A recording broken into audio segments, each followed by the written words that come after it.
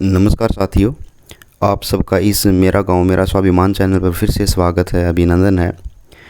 दोस्तों, हम हरियाणा प्रांत के रोहतक डिस्ट्रिक्ट के महम विधानसभा क्षेत्र के गांव खरकड़ा में आए हैं और यहां पर हमें पता चला कि युवा शक्ति को एकत्रित करने के लिए नशे और जो विसंगति होती है, कुरीति होती है, उनसे निकाल कर, उनसे बचा कर उस युवा शक्ति को राष्ट्र निर्माण में डालने के लिए, एक नई चेतना देने के लिए और अपने गांव को पर्यावरण के प्रति सजग करने के लिए यहाँ पे पहल की है एक साथी ने, जिनका नाम भूपेंद्र सिंह अहलावत है।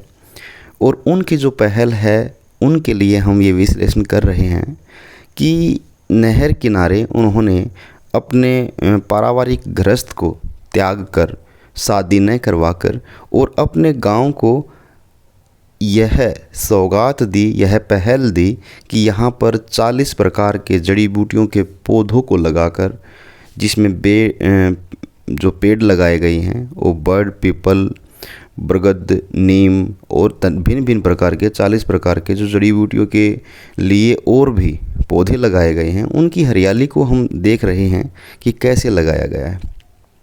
तो यहाँ पे जो वास्तव में एक नई पहल, नई सोच, नई चेतना जो डाली गई है, भिन्न भिन्न प्रकार के पौधे बनाए गए हैं। ये हैं भाई भूपेंद्र सिंह, जो अपनी नर्सरी में कर्मठता से काम कर रहे हैं और हम इसकी जो बागवानी जो लगाई हुई है उनको कैप्चर करने के लिए बगल से वीडियो बना रहे थे।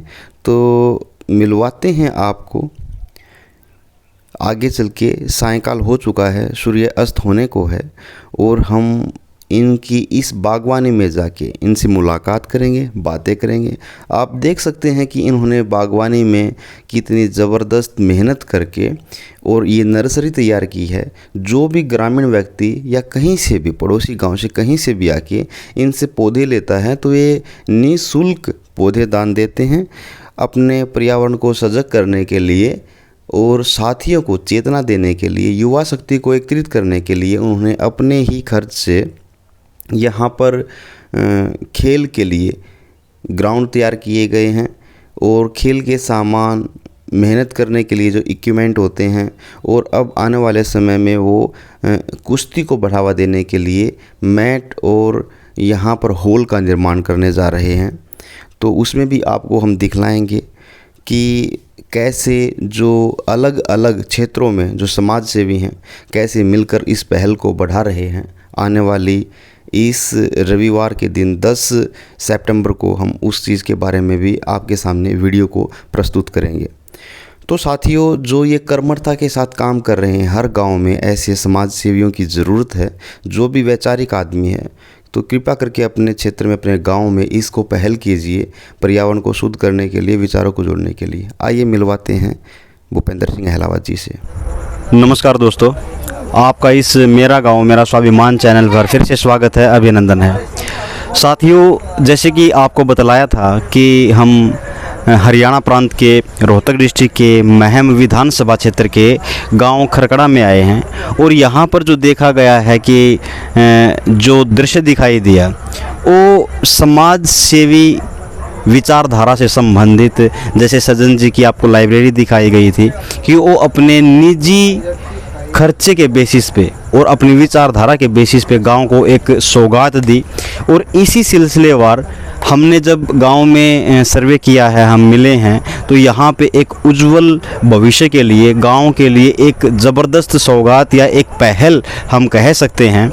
तो उसी संदर्भ में इस गांव के बच्चों के लिए, नई पीढ़ी के लिए, नए जो जोश के लिए, एक भविष्य के लिए एक पहल शुरू की गई है, जिसमें यहाँ पर बच्चों को स्वास्थ्य के प्रति जागरूक, नशे के प्रति जो लोगों में छवि बनी हुई है और नशे की तरफ जो नई पीढ़ी जा रही है, उनको उनके रोकथाम के लिए और नई चेतना को उजागर करने के लिए, पर्यावरण के प्रति मित्रता का व्यवहार करने के लिए और इस वातावरण को, पर्यावरण को शोधित करने के लिए और अच्छी देशभक्ति के नारों से गूंज लगाने के लिए जो पहल शुरू की गई है वो है नींव रखने वाले भाई भूपेंद्र सिंह अहलावत जी, और उन्हीं से हम आपकी मुलाकात करवाने वाले हैं।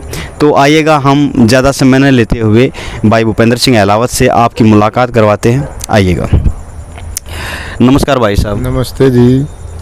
जैसे कि मैंने बतलाया, लेकिन मैं फिर भी आपके मुखारबिन से ये चीज़ जानना चाहूँगा कि आपका शुभ नाम, आपकी जन्मभूमि, आपका गांव, एक बार हमारे दर्शकों को अपने खुद से अपना परिचय दीजिए। सबसे पहले तो मेरा गांव मेरा स्वाभिमान चैनल के सभी दर्शकों को मेरा प्रणाम। और रही बात कार्य करने की और मेरे रोज़गार की, मैं खरकड़ा का स्थायी निवासी हूँ और मैं हरियाणा रोडवेज में चालक के पद पर कार्यरत हूँ। डिपो मेरा आशी है और अपनी रोडवेज की ड्यूटी के साथ साथ यो थोड़ा बहुत जो सामाजिक कार्य शुरू कर रखा है। इसमें और भी गांव के नौजवान हैं जो मेरे साथ कंधे से कंधा मिला के चल रहे हैं। तन से भी मेरा सहयोग कर रहे हैं, मन से भी सहयोग कर रहे हैं और धन से भी सहयोग कर रहे हैं। इस तरीके से चल रहा है भाई साहब यो कार्य। तो जैसे मान लो जो आपने पहल की है, ये जैसे आपने सुना होगा कि जो फलदार वृक्ष होते हैं वो कभी अकड़ में नहीं रहते और उनमें शालीनता और झुकाव हमेशा होता है। भाई साहब के जैसे विचारों से आपने सुना कि जैसे कि गवर्नमेंट की जो चालक के पद पे काम कर रहे हैं, उनके साथ साथ ये थोड़ा बहुत काम कर रहे हैं। लेकिन हमने आपको पहले भी दिखाया है कि निजी पैतृक ज़मीन में रहते हुए और उनकी सालाना जो कर है वो अदा करते हुए और यहाँ पे इस गांव की नई पीढ़ी के लिए एक प्रेरणा स्रोत का जो काम किया है वो छोटी चीज़ नहीं है। खेल के लिए अलग अलग खेलों के लिए जो व्यवस्था इन्होंने बनाई है और ऑक्सीजन जो नर्सरी की जो नींव रखी है और जो फ्री पौधों देने की जो बात है, नए जो पीढ़ी के जो नौजवान उनमें प्रेरणा उजागर करने की जो बात है वो छोटी नहीं है, ये ज़रा सी बात नहीं है।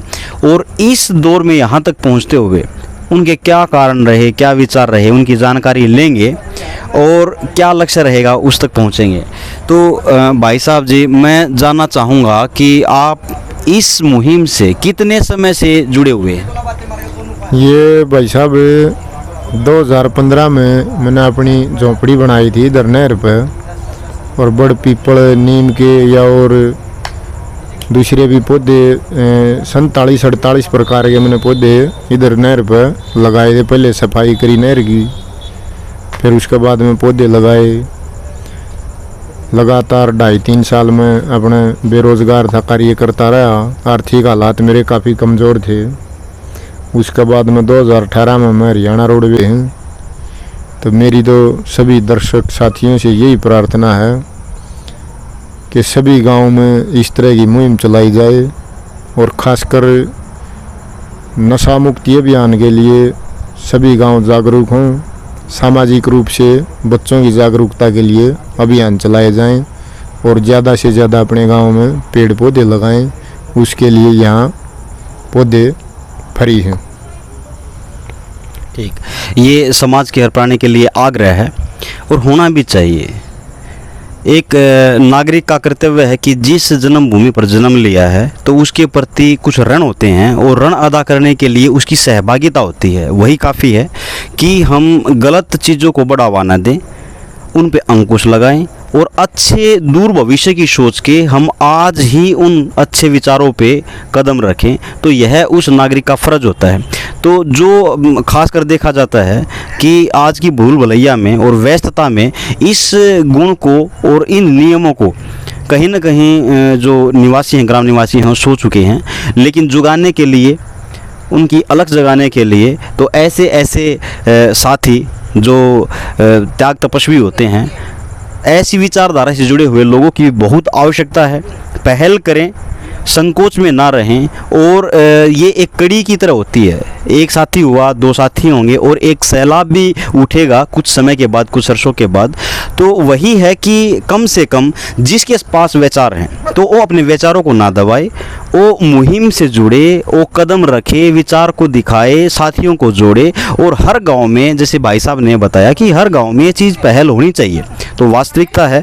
तो मैं भी इस चीज़ का समर्थन करता हूं और मैं भी आग्रह करता हूं भाई भूपेंद्र सिंह अहलावत जी के साथ साथ कि भाई आप सब जो भी इस वीडियो को देख रहा है अपने गांव में पहल करो प्लीज़। उन योद्धाओं की ज़रूरत है जो इस जिम्मेदारी को उठा सकते हैं। जैसे आमतौर पे सुना जाता है कि जो हमारे देश के आर्मी मैन हैं, सैनिक हैं, वो सीमा पर खड़े होकर देश की रक्षा करते हैं। और काफ़ी सालों से ये उदाहरण है कि हिंदुस्तान की जो आर्मी है वो बहुत उज्जवल है, प्रबल है, जिसके साथ टक्कर लेना मुश्किल है। लेकिन देखा जाता है कि सामाजिक जो गतिविधियाँ होती हैं उसमें जो हिंदुस्तान के अंदर कुछ ऐसी अपराध गति बढ़ी हुई हैं, पनपी हुई हैं, तो जो आक्रोश को जन्म देती हैं। तो उनके लिए ऐसे ऐसे समाज सेवियों की ज़रूरत है जो वैचारिक भाव हों, पर्यावरण के प्रति सजग हों, लोगों को प्रेरणा दे और युवाओं को जोड़ने के लिए, उनको प्रेरणा देने के लिए उनको समय समय पर अवगत करवाए,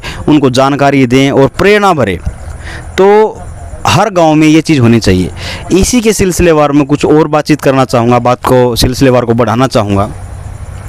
भूपेंद्र भाई जी, आप में जो ये विचार पैदा हुआ, जैसे आपने बताया कि 2015 की बात है, छोटी सी कुटिया डाली थी, तो आप में ये विचार कैसे बना? जैसे आपने बताया कि पारिवारिक स्थिति वहाँ पे नाजुक होती थी, लेकिन जो ये विचार इतना विशाल विचार पैदा हुआ है वो क्या स्थिति थी, कैसे ये विचार आए? यो विचार इसलिए बने भाई साहब, मैंने बेरोज़गारी काफ़ी नज़दीक से देखी है। मेरे को मालूम है कि बेरोज़गारी कितनी भयंकर स्थिति होती है एक नौजवान की बेरोज़गारी में। इसलिए मैंने अपने जीवन में ये फैसला लिया कि मैं अपना पूरा जीवन इस दशा में लगाऊं कि मैंने जो अपनी जवानी में जो बेरोज़गारी में जो हालात देखे, उन हालातों से आगे किसी और नौजवान को ना गुजरना पड़े। चाहे कोई खेल में आगे बढ़े, कोई पढ़ाई में आगे बढ़े, या और कोई किसी सामाजिक कार्य में आगे बढ़े। और अपने देश में कई गांव ऐसे हैं, एक तो हम जनवरी में गए थे, गुजरात में गांव है धर्मज, आणंद डिस्ट्रिक्ट में। उस गांव का कोई भी नागरिक रोजगार के लिए, स्वास्थ्य के लिए, पढ़ाई के लिए, किसी भी विषय के लिए चिंतित नहीं है। उनको चिंता करने की कोई आवश्यकता नहीं है। ऐसे हालात उन गाँव वासियों ने अपने गांव में बनाए हैं। मतलब धर्मज गांव के जो निवासी थे उन्होंने ऐसी पहल की और ऐसी बाउंड्री तैयार की, रास्ते ऐसे बनाए कि जो नई पीढ़ी है उनको चिंता करने की आवश्यकता नहीं। कैसे, कुछ थोड़ा विवरण दे पाएंगे? उनका ऐसा है भाई साहब, स्वास्थ्य के लिए बढ़िया उच्च स्तर के अस्पताल हैं, शिक्षा के लिए सभी तरह के स्कूल हैं, कॉलेज हैं, यूनिवर्सिटी हैं, सफाई के लिए काफ़ी अच्छा कार्य चल रहा गांव में। मतलब चारों तरफ से वो गांव इतना मजबूत है, उनको ना किसी सरकार का इंतज़ार करने की ज़रूरत है। मतलब अपने जो हरियाणा के इधर के जो गांव हैं उनसे इतना आगे चल रहा वो गांव। यहाँ इधर तो सरपंची के लिए झगड़े होते हैं आपसी, उधर सरपंची को रखने के लिए, सरपंच के पद को रखने के लिए भाईचारा इकट्ठा बैठ के इस तरीके से मैनेज करे है उस सरपंची के पद ने कि अब की बार मैं रख रहा हूँ इस पद को, अगली बार आपने रखना पड़ेगा सर्वसम्मति से। वाह जी वाह। जहाँ जिस गांव में सर्वसम्मति आएगी तो सोचा जा सकता है कि बुद्धिमान व्यक्तियों का वहाँ पर स्तर अच्छा है। हाँ जी, सकारात्मकता बढ़ेगी, सकारात्मक विचार होंगे तो समाज आगे बढ़ेगा, तरक्की करेगा। तरक्की करेगा तो बच्चे नशे और रिश्ते बचे रहेंगे। जैसे ये जो सवालात शुरुआत हुआ है कि भाई आप में ये विचारधारा कहाँ से आई, जैसे कि आपने बताया कि भाई एक बेरोजगारी का जो वहाँ आपने आलम देखा, तो विचार यह है कि भाई खेल में, एजुकेशन में या किसी भी सामाजिक गतिविधि में अगर कोई भी मेरा गांव का निवासी छात्र बढ़ता है तो हम उसमें ऐसी नींव तैयार कर लें। ठीक है जी। और आगे जैसे मान लो इस मुहिम से जुड़े तो किन किन समस्याओं का कुछ सामना करना पड़ा, कुछ बता पाएंगे? इसमें तो समस्या तो इसी तो कोई खास नहीं है, क्योंकि सामाजिक कार्य आगे बढ़ेगा तो थोड़ा बहुत उसमें विरोध भी झेलना पड़ेगा, क्योंकि समाज में तो सभी तरह के लोग हैं। कोई इस कार्य को किसी नज़र से देख रहा है, कोई किसी नज़र से देख रहा है। जिस आदमी को ये सामाजिक कार्य पसंद नहीं है वो विरोध करेगा, लेकिन हम धीरे धीरे ऐसा माहौल बनाएंगे कि सभी ग्रामवासी इस कार्य में जुड़ें, और सभी जुड़ेंगे तभी ये कार्य सफल होगा। जैसे सहना आपने इस तरह विस्तार किया इस चीज़ का, तो 2015 से आपका प्रयास चला हुआ है। हाँ जी। आज 2023 है, 8-9 साल आपके बीत चुके हैं। तो आप आने वाले समय में सुदूर भविष्य के लिए इस गांव के नौजवान पीढ़ी के लिए क्या कुछ प्लानिंग कर रहे हैं, क्या कुछ विचार बनाए हुए हैं जो धीरे धीरे जो चीज़ ऐड हुई है? तो आपके विचार में भी ऐसी चीज़ ऐड हुई होगी कि भाई आने वाले समय में कुछ हमारे गाँव की नई पीढ़ी है, जो नए युवा हैं, उनकी ऐसी रूपरेखा बन सकती है। तो आपकी जो आशावादी विचार है वो क्या है, या फिर जो रणनीति हो क्या है? वो ऐसा भाई साहब, पेड़ पौधा पर एक टीम काम कर रही है गांव में।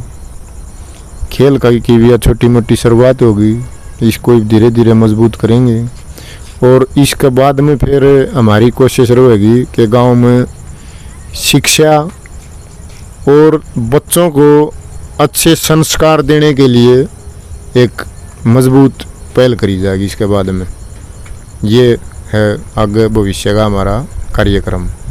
मतलब खेल से संबंधित, पर्यावरण से संबंधित, एजुकेशन से संबंधित और वैचारिक जो रणनीति होगी कि ताकि जो विसंगति होती है या कुरीति होती है उसका जन्म ना हो, और जो फैली हुई है उस पर अंकुश लगे और अच्छी विचारधारा शुरू हो। तो 4 मेन मुद्दे हैं। तो ये जब आप उन चीज़ को कवर कर पाएंगे या मैक्सिमम बच्चे उस चीज़ को अडोप्ट कर पाएंगे तो वो दृश्य कैसा होगा? कुछ आपके जैसे विचारधारा है जो उसमें कैसे आप अपने गाँव को देख पा रहे हैं? मैं तो इस तरीके से देख पा रहा हूँ भाई साहब, लगातार अगर संघर्ष चलता रहा तो अब जो कुसंगति में जो नौजवान फंसे हुए हैं उनको तो शायद हम ना भी बचा पाएँ, लेकिन आने वाला जो गांव का भविष्य होगा वो हमारी तो सोच यही है कि वो नशा मुक्त होगा, हरा भरा गाँव होगा, शिक्षित गाँव होगा, और सभी आनंदित जीवन जीवेंगे इस गांव में। वाह जी वाह। वैचारिक जो विचारधारा होती है किसी भी फिलोसोफर की, वो ऐसी होती है कि हमने ऐसा सुदूर भविष्य के बारे में सोचना जिसमें जो हर प्राणी चर्चिल ऐसे हों कि उनकी मनोभाव, मनोवृत्ति एक शांति में हो, मिलजुल के भाईचारे से, प्रेम प्रीति से, और एक जो नई पीढ़ी होती है उनके लिए ऐसी व्यवस्था का निर्माण करे जिसमें चहल पहल ना हो, जिसमें लड़ाई झगड़ा ना हो या लालच ना हो, एक प्रेम प्रीति से जिए और खुद के गांव के लिए, अपने राष्ट्र के लिए, अपनी राष्ट्र की नींव के लिए मजबूत और कठोर कदम उठाए। तो एक अच्छी है वैचारिक रणनीति। इसी के साथ में जैसे कुछ सवालात शुरू होते हैं, जैसे बीच में जो जिक्र आया है कि भाई किसी भी मुहिम को लेके चलेंगे तो विद्रोह और विरोध की कुछ सिलसिला रहता ही है। जिन लोगों को ये विचारधारा पसंद नहीं है तो वो कुछ उसमें विरोध पैदा करते हैं या कुछ उसको रोकने के लिए अपना प्रयास करते हैं। जिनको अच्छा लगता है वो सपोर्ट करते हैं। जैसे बताया भाई साहब ने, गांव के कुछ ऐसे वैचारिक आदमी हैं जिन्होंने फुल सपोर्ट भी किया है, साथी हैं, नौजवान हैं जो टीम से जुड़ रहे हैं। इसी से संबंधित मेरा सवाल बनेगा कि भाई साहब, आपके जैसे गांव में हमने सर्वे किया है, तो राजनीतिक स्तर यानी कि ग्रामीण राजनीतिक स्तर, जिसमें संविधान, हिंदुस्तान का संविधान 29 शक्तियां प्रदान करता है गांव के पंच को, पंचायत को, सरपंच को, और उन 29 अधिकारों के तहत वो अपने गांव को चमका सकता है, ये तय है। और सरकार बजट देती भी है समय समय पर। लेकिन समस्याएं ये होती हैं कि वो इलेक्शन में खर्चा उठाते हैं, अपना निजी खर्चा करते हैं, और उसकी पूर्ति के लिए वो काम नहीं कर पाते, या वैचार पैदा नहीं होता, क्योंकि व्यवस्था ऐसी बन जाती है उस समय में। तो जो गांव में 29 अधिकार दिए जाते हैं, उसके तहत जो आप मुहिम लेके चले हुए हैं ऑलरेडी कर सकते हैं, और काफ़ी समय से ये संवैधानिक अधिकार दिए गए हैं। किसी भी कारणवश वो खर्चा करते हैं, या व्यवस्था अच्छी नहीं है, या झगड़ा है, या रुकावट है, जो भी है, लेकिन उनके पास अधिकार है, उनके पास ताकत है, उनके पास शक्ति है, उनके पास पैसा है, और सरकार उनको हर समय समय पर बजट देती है। अगर वो नहीं कर पाते, क्योंकि जो सर्वे किया गया है उसमें गांव की जो तालाब हैं, पानी इकट्ठा होता है, गंदा ओवरफ्लो होता है, रोड पे आता है, स्कूल में घुसता है, पढ़ाई छूटती है, जो स्कूल में गेम होते थे वो छूट जाते हैं, और जो कन्याओं का स्कूल है उसकी दीवारें गिरी हुई हैं। तो ऐसी व्यवस्था में जो विकास रुका हुआ है, इसका मतलब जाहिर है जो लाइब्रेरी बनी है वो निजी खर्चों से, जो आपने कदम उठाया हो अपनी निजी विचारधारा से, और जो आपके साथी जो गांव के हीरे हैं वो आपके साथ जुड़ रहे हैं। लेकिन मेरा सवाल ये मजबूत पैदा होता है कि गांव की पंचायत की तरफ से, पंच की तरफ से, सरपंच की तरफ से आपको कुछ आर्थिक सहायता या एप्रिसिएशन, या किसी मंच पर जैसे आपको बढ़ावा, या कुछ पैसे की, या फिर आपको अधिकारों की कुछ ऐसी मदद मिली हो कभी? सरपंच और पंचायत की जहाँ तक बात है, सरपंच दोनों पंचायतों के, छोटी वाला भी बड़ी वाला भी, दोनों हमारी सपोर्ट करते हैं। और अपना एक जो समाज में जो दान देने की जो अपने पूर्वजों के समय से जो परंपरा चलती आ रही है, उस आधार पर दोनों सरपंच हमारी मदद करते हैं, आर्थिक रूप से, सामाजिक रूप से, शारीरिक रूप से, और इस कार्य में ठीक ठाक मदद है उनकी। जो इस योजना से पहले जैसे पंचवर्षीय योजना होती थी, हाँ जी, और जो पिछली योजना गई हो सप्तवर्षीय योजना हो गई थी कुछ कोरोना की वजह से, हाँ जी, तो जो पिछली योजना के हैं उस टाइम पे भी आपका जो ये कार्यक्रम था वो प्रगति पे था, विचारशील था, चल रहा था लगातार। तो उस समय के जो रहे हैं उनकी कैसा कुछ आपके साथ पैचअप रहा, या इस विचारधारा को बढ़ावा करने के लिए, या फिर कुछ न्यूट्रल रहे, या वो भी अग्रेसिव थे इस चीज़ में? पिछली योजना के जो सरपंच थे, बीखलाण पंचायत का सरपंच था संजय, उसने भी हमारी आर्थिक रूप से मदद की। और पंचायत छाजाने के जो सरपंच थे अभिमन्यु जी, उन्होंने भी आर्थिक रूप से जब भी हमने मदद मांगने की कोशिश करी तो जैसा भी श्रद्धा समान उन्होंने हमारी मदद करी थी। और जैसे अगर सवालात शुरू होता है, जैसे ये है ग्राम पंचायत की तरफ का, पंचायत स्तर का। अब खरकड़ा गांव में जैसे जेजेपी पार्टी से रिलेटेड भाई शमशेर सिंह खरकड़ा हैं, या रामचंद्र जी जांगड़ा जी हैं, ये एमएलए और सांसद पद पर यहाँ पे इलेक्शन लड़ते हैं। और सांगवानी जी भी हैं, इसके जेजेपी के युवा के प्रदेश अध्यक्ष जी, ये जेजेपी से हैं। लेकिन जैसे उनकी भी कर्म भूमि यही है, जन्मभूमि यही है। तो यहाँ उन्होंने जब अच्छे खास से जब गांव में ये विचार फैल चुका है, तो उनके पास भी अवश्य होगा। तो वो कभी यहाँ पे फिजिकली आए हैं देखने के लिए सर्वे पे, या कुछ ऐसे कि भाई कैसा चला हुआ है, कुछ ज़रूरत है या नहीं है, कभी ऐसे यहाँ पे मुलाकात हुई है? हाँ, उनसे वो इधर तो नहीं आए हैं, लेकिन जब भी मेरे से उनकी मुलाकात होती है तो उन्होंने मेरे को एक अच्छा मतलब आश्वासन दिया है कि वो हमारी जब भी ज़रूरत महसूस हो तो हम इस कार्य में जुड़ने के लिए तैयार हैं। तो बेसिकली ये है कि इंसान के विचार अच्छे होने चाहिए, पहल अच्छी होनी चाहिए, उसमें निष्पक्ष भाव होना चाहिए, और विकृति ना होनी चाहिए। तो किसी भी गांव में जब ये विचारधारा होगी तो गांव का, गांव के निवासियों का, और कोई भी राजनीतिक पद पर है तो उसमें साथ मिलेगा। क्योंकि ये संकोच होता है, जिस भी इंसान में विचार है, जब वो विचार रख के अपने कदम रख के जब उस चीज़ को लेके चलता है तो उसमें संकोच होता है कि कहीं मजाक ना हो जाए, बेइज्जती ना हो जाए, लोग ताने ना देना शुरू कर दें। तो इसकी वजह से क्या संकोच में आके वहीं पे खड़ा हो जाता है, बल्कि 2 कदम पीछे हो जाता है। और मैं ये सवालात क्यों कर रहा हूँ, क्योंकि इंसान के पास सोच है, कर्मठ है, ईमानदार है, तो उस इंसान को रखे हुए कदम में सहयोग मिलता है या नहीं मिलता।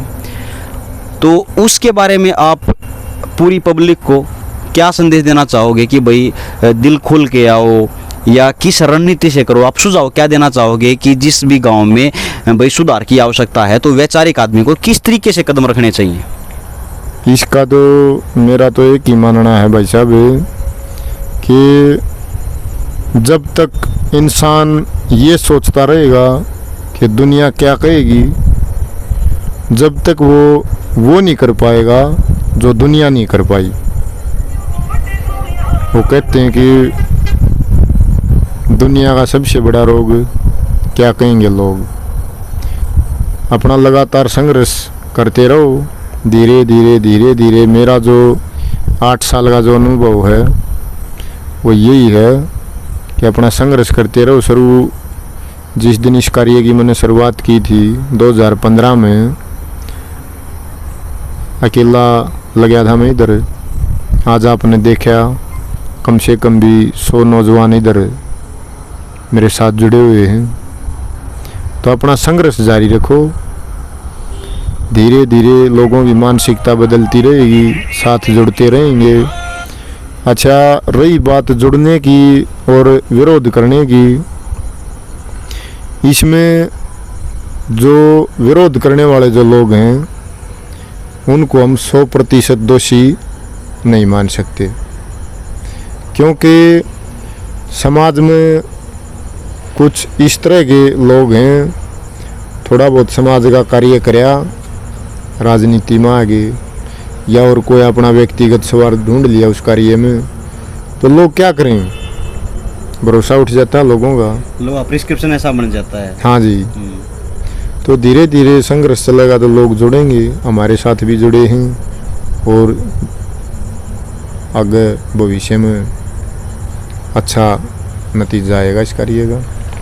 एक लास्ट क्वेश्चन ये है कि आपके ही गांव का ग्रामीण स्तर पर ये विचारधारा है, या फिर अगल बगल के जो भी गांव हैं, पड़ोसी गांव हैं, या दूर तक की अगर कोई आपके पास गुहार लेके आता है कि जैसे आपकी नर्सरी का अनुभव है, आपके समाज में धरातल में रखी हुई चीज़ों का अनुभव है, तो आपके ग्रामीण स्तर का ही विचारधारा है, या फिर अड़ोसी पड़ोसी गांव में भी आप इस चीज़ को एक्सप्लोर कर सकते हैं? हमारी तो सोच ये है भाई साहब, हमारे पास क्योंकि अभी तो संगठन इतना मजबूत नहीं है कि हम मतलब गाँव से बाहर इस तरह का जो कार्य आगे बढ़ाएँ, लेकिन हमारे पास जो भी गवांड का या कहीं का भी कोई भी आदमी आता है तो हमारी तो सोच उसके साथ चर्चा यही होती है। जैसे बरायण गांव से भाई पूर्ण जी आए हुए थे, तो उनसे भी यही प्रार्थना करी थी हमने कि भाई इधर अपने बच्चों को लेके आओ, अच्छी इधर जो इसका हर रविवार को साप्ताहिक हवन होता है उसमें लेके आओ बच्चों को,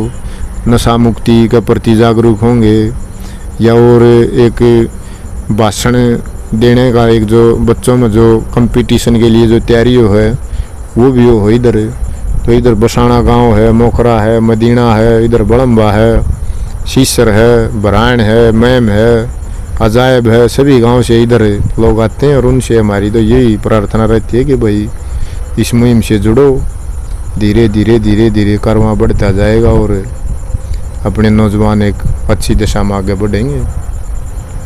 ठीक है, जैसे मान लो बच्चों के लिए पड़ोसी गांव से इधर आना भी जैसे समझा जा सकता है कि संसाधन है या नहीं है, लेकिन वहाँ के जिम्मेदार नागरिक अगर कदम उठाएं, एक संस्था की पहल वहाँ भी हो, जैसे मेरा गांव भी लगता ही है और हमारी भी विचारधारा बनी हुई है इस चीज़ को, तो मैं ये सवाल भी इसीलिए किया है कि जब मेरे को ज़रूरत पड़ेगी अपने गांव में इस मुहिम को चलाने की, तो आप कितना सक्रिय हो के उसमें योगदान दे पाएंगे? हम पूरा बढ़ चढ़ के उसमें भाग लेंगे, तन मन और धन चारों तरफ से, क्योंकि पड़ोस में खीर की हलवाई कढ़ाई चढ़ेगी तो मुकार हमारे तक पहुँचेगी। तो क्यों ना हम उस कढ़ाई में सहयोग कर दें, जिससे हमारा भी उससे वातावरण सुधार में आवे। पीछे मदीने भी गए थे हम, मदीना गांव में भाई है वो रविपाल, क्या नाम उसका, गांव मदीना से, हाँ, पंचायत विभाग में ज्वाइंट डायरेक्टर हैं दांगी साहब। उन्होंने नशा मुक्ति अभियान की शुरुआत करी थी मदीना गांव में, शहीदी दी उस पर।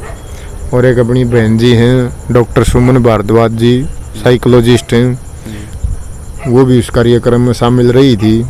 उसमें भी हम गए थे, बढ़ चढ़ के हिस्सा लिया हमने। और धीरे धीरे और भी कल 2-3 नौजवान मातो बहनी से आए हुए थे, उनके साथ भी इसी विषय पर चर्चा हुई थी। बसाना गांव में भी अच्छा चल रहा है, उधर भी हम जाते रहते हैं। धीरे धीरे हमारी सोच यही है कि इस अभियान को इतना मजबूत बनाएं कि चारों तरफ एक अच्छा वातावरण पैदा हो। जैसे हर एक गांव भुगतभोगी है, जो वर्तमान में जो स्थिति बनी हुई है, जो नौजवान साथी है जिस दौर से गुजर रहा है, या तो परिस्थिति की दाब से वो अपने परिवार को सक्षम करने के लिए पढ़ाई में जा रहा है, या मैक्सिमम बच्चा विफल हो रहा है उस चीज़ में, नशे की तरफ जा रहा है, बेरोज़गारी की तरफ जा रहा है, और रोज़गार की तलाश में वो पिछड़ के बर्बादी की तरफ मैक्सिमम देखा जाता है। लेकिन इसी दौर में रहते रहते आप ग्राउंड में रहते हैं, फील्ड में रहते हैं, जगह जगह जाके देखते हैं, तो ऐसे मनोभाव के व्यक्ति कितने % आपको मिलते हैं गांव में कि भाई ऐसी मुहिम चलाई जाए या शुरुआत की जाए जिससे गांव की रूपरेखा को बदला जाए? कुछ आपके जो धरातल से जुड़े हुए फील्ड व्यक्ति हैं, विचारशील, जो गांव की रूपरेखा को बदलने में सक्रिय रहते हैं। गांव में काफ़ी संख्या है ऐसे लोगों की, बहुसंख्यक हैं। उनको सिर्फ एक माध्यम की, प्लेटफार्म की ज़रूरत है। मदद करने वाले काफ़ी लोग हैं। पीछे 1-2 और भी कार्य करे थे हमने गांव में, सामाजिक रूप से। उसमें हमारी आर्थिक रूप से, शारीरिक रूप से, मानसिक रूप से, सामाजिक रूप से चारों तरफ से लोगों ने अच्छी मदद की और उस कार्य में हम सफल हुए। जैसे उदाहरण के तौर पर इधर गांव में मंदिर है बाबा शोतनाथ का, उसमें काफ़ी लंबे समय से पानी की समस्या रहती थी। उस पर हमने विचार बनाया, कार्य शुरू किया, उसमें हम सफल हुए। लोगों ने बढ़िया मदद की। और ये आगे भविष्य में 1 सप्ताह बाद इस खेल का कार्यक्रम पर और इसको बढ़ाने के लिए एक ये जो बच्चों का जो होता है, ये जिस पर मैट पर प्रैक्टिस करते हैं कुश्ती वाले बच्चे, मैट का वो हॉल बनाने की कोशिश है। और उसका अब अगले इस रविवार से कार्य शुरू हो जाएगा। और गांव के लोग इच्छुक हैं कि हम उसमें काफ़ी बढ़ चढ़ के सहयोग कराएंगे। अच्छा, जैसे आपने बताया कि प्लेटफॉर्म की ज़रूरत है, इसका मतलब क्या है? जो विचारशील आदमी सक्रिय तो हैं, लेकिन उनको प्लेटफॉर्म की ज़रूरत है, पहल की ज़रूरत है। जब पहल हो जाएगी तो अपने आप वो बहुसंख्यक समाज एक साइड दिखाई देगा। और जब रूपरेखा बदलने को, मतलब जो आतुर है, उसमें ज़्यादा समय नहीं लगेगा। तो बहुत बहुत धन्यवाद जो आपने इतने विचार अपने रखे हैं, जो कीमती समय निकाला है। क्योंकि इस वीडियो क्लिप में आपने देखा भी होगा कि भाई साहब खुद मेहनत करते हैं। यहाँ की जो बागवानी संवारी हुई है उसमें बहुत सक्रिय रहते हैं और खुद अपने हाथों से काम करते हैं। तो इस जो सुदूर भविष्य की जो इन्होंने रणनीति बनाई हुई है उसमें खुद लगन से बिजी रहते हैं। और उसी इतना बिजी शेड्यूल से जो वक्त निकाला उसके लिए मैं तहे दिल से भाई का शुक्रिया अदा करता हूं। और साथियों, और अपनी साइड से जैसे भाई साहब ने आपको सजेस्ट किया है, तो उसी के क्रमताल मैं भी यही कहूँगा कि हर एक व्यक्ति को जो विचारशील है उनको आगे आने की ज़रूरत है। अपने संकोच को दूर कीजिए और इस जो गांव की बदलती रूपरेखा है या बदलना चाहते हैं तो उसके लिए आपको कदम रखने की ज़रूरत है। दिल खोल के आइएगा और दिल खोल के जो सकारात्मक विचार के जो धनी लोग हैं वो आपके साथ मिलेंगे। और हम इस न केवल अपने गांव को, अपने बदलते राष्ट्र को भी देखना चाहेंगे। जैसे आपको बतलाया है कि सीमा पे जो जवान खड़ा हुआ है वो अपनी देश की सुरक्षा के लिए तैनात है। और जो विचारशील व्यक्ति है वो भी उस आर्मी मैन की तरह है, तो उसको सजग होने की ज़रूरत है और कर्मठ होकर आगे आने की ज़रूरत है। तो स्वागत है उन सब का इस मंच पर, इस विचार धारा से जुड़ने के लिए या अपने गांव में पहल करने के लिए। तो फिर से वही आग्रह है। तो दोस्तों, अगर आपको ये वीडियो पसंद है तो वीडियो को लाइक कीजिए, अपने दोस्तों में, साथियों में, मित्रों में, प्रियजनों में इस वीडियो को शेयर कीजिएगा, ताकि धरातल से जुड़ी हुई रियल रिपोर्ट, आजकल रिपोर्ट में क्या है, जो मसालेदार रिपोर्ट होती है वो फैल रही हैं, न कि सकारात्मक विचार को फैलाया जाता है। तो साथियों, मैं आग्रह करूंगा कि इस चैनल को सब्सक्राइब कीजिए, वीडियो को लाइक कीजिए और बेल आइकन को प्रेस कीजिएगा, ताकि धरातल से जुड़ी हुई अच्छी खबर आपको तुरंत मिल सके। तो मिलते हैं किसी नेक्स्ट वीडियो में ऐसे ही धरातल से जुड़े विचारधारा के साथ। तब तक के लिए नमस्कार, जय हिंद।